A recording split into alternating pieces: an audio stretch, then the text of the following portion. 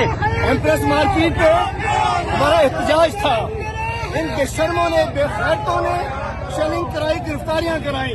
एहतजाज करना हमारा आईनी हक है, हमारा कानूनी हक है।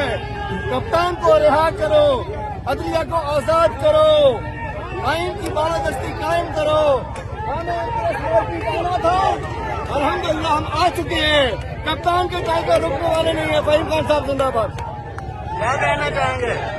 जी अल्हम्दुलिल्लाह, जो हमने कहा था, हम एम्प्रेस मार्केट में पुरअमन एहतजाज कर रहे हैं। हम पे शेलिंग की जा रही है, पस्तायत की जा रही है। हम पीछे हटने वाले नहीं। हम इमरान खान के सिपाही है, हम आखिरी हद तक क्या खड़े होंगे, अपना एहतजाज रिकॉर्ड करेंगे। पाकिस्तान जिंदाबाद, इमरान खान।